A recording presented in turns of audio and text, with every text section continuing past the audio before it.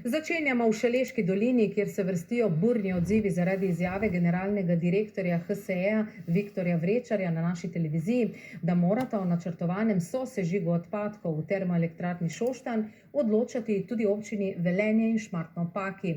Šaleški okoljevarstveniki in občinari so prepričani, da je lastnik termoelektrarne s tem požrl besedo. Obljubil je namreč, da sosežiga odpadkov brez podpore lokalne skupnosti ne bo.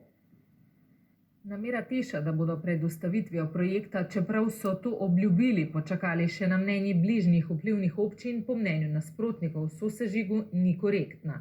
Glede na to, da je investitor omejil vpliv sosežiga zgolj na ograjo termoelektrarne Šoštanj, je vključevanje sosednjih lokalnih skupnosti kršitev dane javne obljube predstavnikov TEŠ in HSE ter seveda ponovno poskus zavajanja, zavlačevanja in sprenevedanja. Velenjska občina, ki je za projekt vpregla skupino za civilni nadzor, bo o podpori odločala marca, iz Šmartnega ob Paki pa sporočajo. V tem trenutku nismo nameravali o tem odločati, kajti nihče nas ni prosil za mnenje. Težko je podpirati projekte, ki slabšajo naše okolje, če seveda to drži.